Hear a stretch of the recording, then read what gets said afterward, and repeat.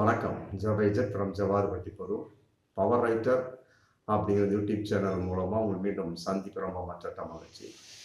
அத்தோட எங்கள் சேனலை சப்ஸ்கிரைப் பண்ணுங்கள், பெல் பட்டன் எடுக்க மறந்துடாதீங்க. அத்தோட எல்லாத்துக்கும் ஷேர் பண்ணுங்கள். அதாவது பயனற்ற நீட் தேர்வை ரத்து செய்ய வேண்டுமா? ஆமாம், பாமக ராமதாஸ் வந்து இன்னைக்கு பகிரங்கமாக பேட்டி கொடுத்துருக்காங்க.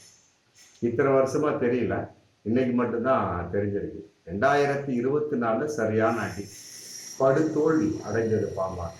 காரணம் பாஜகவோடு ஏற்பட்ட ஒரு கூட்டணி. இத்தனைக்கு அதை ஏற்படுத்தியதே பாஜக தான்.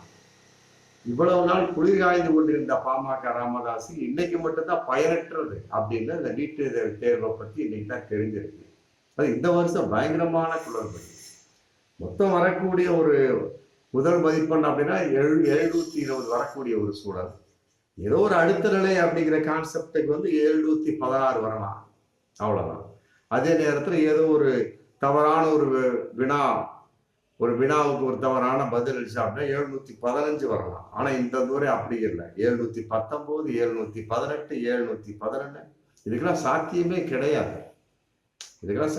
கிடையாது. அதனால வந்து அநீதியான இந்த நீட் தேர்வு ரத்து செய்துவிட்டு மறுதேர்வு வைக்க வேண்டுமா? அதே நேரத்தில் அடுத்த வருஷத்திலிருந்து நீட் தேர்வு ரத்து செய்யலாம். யார் ரத்து செய்யணும்? ஒன்றிய அரசு. நீங்க கூட்டணி வச்சிருக்கிற அந்த ஒன்றிய அரசு தான் வந்து ரத்து செய்யணும். இங்க இருக்கக்கூடிய திமுக வந்து எவ்வளவு போராடிட்டு இருக்கிறாங்க. ஆமா, நீங்களும் வந்து ராமாஞ்சாமி போட்டுட்டு போயிட்டு இருந்தீங்க உங்களுடைய பாஜக அரசுக்கு. இன்னைக்கு மட்டும் அது எப்படி பயனற்ற தேர்வுகள் தெரிஞ்சது அப்படிங்கிறதா தெரியல. அதுக்கு முன்ன விளக்க சொல்லல அன்புமணி இவரு பாமக ராமதாஸ். அவருக்கு ஏற்பட்ட மிகப்பெரிய ஒரு பயங்கரமான நாடாளுமன்ற படு தோல்வியின் காரணமாக இன்னைக்குதான் வந்து ஒரு ஞானோதயம் வந்திருக்கிறதா அப்படிங்கிறது நம்ம ஊர்ந்து கவனிக்கப்பட வேண்டிய ஒரு சூழல். வெற்றி தோல்வி சகஜம்தான், அதுல மாற்று கருத்து இல்லை. இருந்தாலும் வந்து சுயமான ஒரு முடிவெடுக்காம சுயநலமான ஒரு முடிவெடுக்க வெளிப்பாடு இன்னைக்கு வந்து பாமக வந்து தனித்து ஒதுக்கப்பட்டு, ஆமா, குறிப்பாக அவருடைய சமூகத்தாரே வந்து இன்னைக்கு வெறுத்து ஒதுக்கக்கூடிய ஒரு கட்சியாக இன்னைக்கு பாமக இருந்துட்டு இருக்கு. அதாவது வாக்கு சதவீதம் ரொம்ப அதல பாதாத்துல போயிடுச்சு. இந்த ரொம்ப ரொம்ப வேஸ்ட். 4.33% அப்படிங்கிறது ஏற்றுக்கொள்ள முடியாத விஷயம். அதனால என்ன ஆச்சு, மாம்பழ சின்னமும் இன்னைக்கு அங்கீகாரம், அந்த சின்னத்தையும் இனிமே பெற முடியாது. மாநில கட்சி அப்படிங்கிற அங்கீகாரத்தையும் இன்னைக்கு பாமக வந்து பெற முடியாத ஒரு சூழல் இருக்குது. ஃபர்ஸ்ட் வந்து யானை சின்னம் வச்சிருந்தாங்க. அதன் அடிப்படையில அதாவது 1989 முதல்ல தேர்தலில் போட்டியிடுறப்ப அவங்க யானை சின்னம் கிடைச்சது.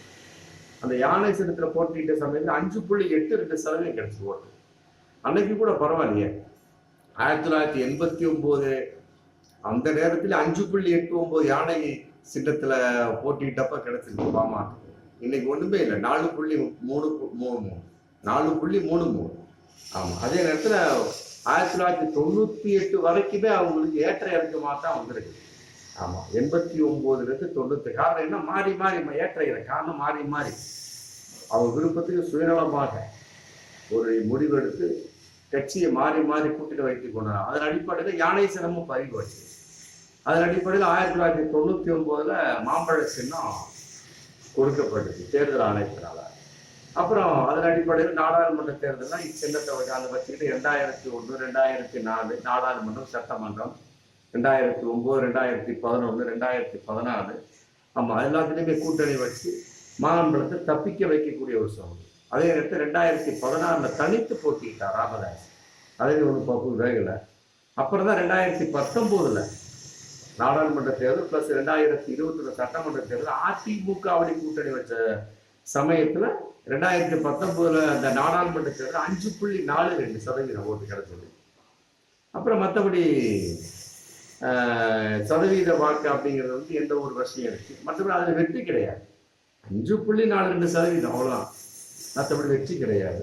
அதே மாதிரி 2021 சட்டமன்ற தேர்தல் போனாரு.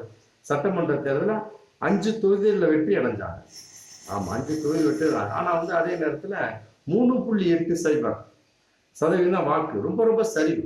சட்டமன்ற தேர்தல் வெற்றி அடைஞ்ச அதே நேரத்துல வாக்கு சதவீதம் வந்து 3.80 தான். இதுக்கெல்லாம் காரணம் என்ன அப்படின்னா, கூட்டணியை மாறி அவங்க நோக்கத்துக்கு சட்டமன்ற தேர்தலா நாளைக்கு சட்டமன்ற தேர்தலா ஒரு கூட்டணி, அடுத்த வாரம் பாராளுமன்ற தேர்தல் அங்க ஒரு கூட்டணி, அதுக்கு அடுத்த வாரம் வந்து உள்ளாட்சி தேர்தல் அங்க ஒரு கூட்டணி. இப்படியே போயிட்டு இருக்கக்கூடிய சமயத்துல தொண்டர்கள் என்ன நினைப்பாங்க? ஒரு ஸ்டெடி இல்லாத ஆளுங்கிறது இன்னைக்கு துண்டா தெரிஞ்சு போச்சு. பாமக ராமதாஸை பொறுத்த வரைக்கும் ஒரு நிலை இல்லாத நபர், சுயநலமானவர். அதே நேரத்தில் பணபலத்தின் வெளிப்பாடாக இன்னைக்கு 2024 அவர் விலை போய் விட்டார்கள். இவருக்கு ஏதோ ஆசைதான்.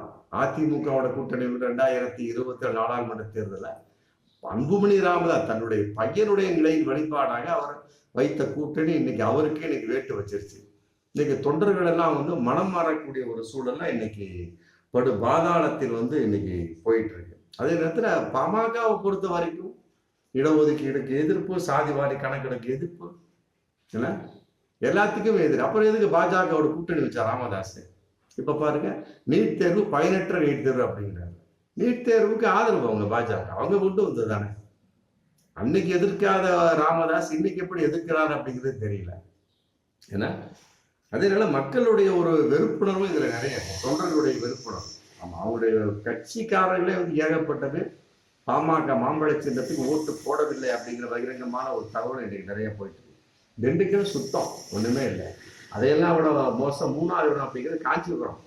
காஞ்சிபுரம்லாம் வந்து அவங்களாம் வந்து எதிர்பார்த்த ஒரு விஷயம். அது வரைக்கும் 3வது இடத்துல வந்திருக்காரு அப்படின்னா பாமக வந்து எவ்வளவு ஒரு எதிர்பாராத ஒரு நிலை. ஆமா, மிக மோசமான படுதோல்வி அப்படிங்கிறத சொல்ல முடியும். அதே நேரத்தில் விழுப்புரம், அரக்கோணம், ஆரணி, கடலூர் எல்லாமே வந்து 3வது இடம் தான். இதெல்லாவோட மோசம் வந்து கள்ளக்குறிச்சியில 4வது இடத்த வந்திருக்காரு. ஆமா, பாமக வந்திருக்கு அப்படிங்கிறது உண்மையில ஏற்றுக்கொள்ள முடியாது. மொத்தம் இந்த தடவை போட்டியிட்ட வகையில 10 தொகுதியில் அவங்க போட்டிட்டு 10 தொகுதியிலேயே போட்டிட்டு மொத்த வாக்குகள் என்ன அப்படின்னு பார்த்தா ரொம்ப ரொம்ப அற்புதமான ஒரு வாக்குகள் இன்னைக்கு வந்து பாமக பெற்றிருக்கு அப்படிங்கிறது உண்மையிலேயே அதிர்ச்சிகரமான ஒரு தகவலாம் சொல்ல முடியாது. எல்லோரும் எதிர்பார்த்த ஒரு தகவல். ஆனா ராமதாஸ், அன்புமணி ராமதாஸ் எதிர்பார்த்திருக்க மாட்டாங்க. இந்த 2024 நடந்து நாடாளுமன்றத்தோட 10 தொகுதியில போட்டிட்டாங்க. அவர்கள் பெற்ற மொத்த வாக்கு என்ன தெரியுமா? 18,77,490 வாக்குகள். அவ்வளவுதான். மொத்தம் என்ன ஆகுது? 4.33%.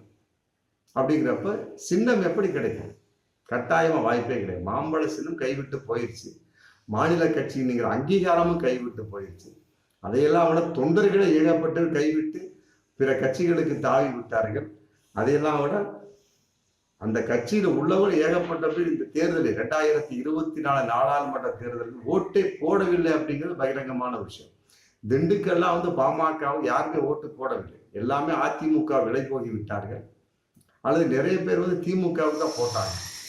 என்று கேட்டால் அங்கே நெல்லை முபாரக் நின்றதுனால ஏகப்பட்டது அதிமுக ஆதரவாக போய்விட்டதாக இன்னைக்கு பயங்கரமான ஒரு தகவல் போயிட்டு. இதெல்லாம் விட அவங்க எதிர்பார்த்தது என்ன அப்படின்னா நாகப்பட்டினம், திருவண்ணாமலை, கிருஷ்ணகிரி, சிதம்பரம், சேலம் இதெல்லாம் வந்து கூட்டணி கட்சி கான்செப்ட் இருக்கிறதுனால அந்த வாக்கு சதவீதம் உயரும் அப்படின்னு பார்த்தாங்க. அங்கேயும் உயரவில்லை. இப்படி ஒரு சமயத்துல வந்து டோட்டலாகவே பார்க்கக்கூடிய சமயத்தில் 6 தொகுதிகளை வந்து பாமக வந்து டெபாசிட் இழந்து விட்டது அப்படிங்கிற பகிரங்கமான ஒரு தகவல்.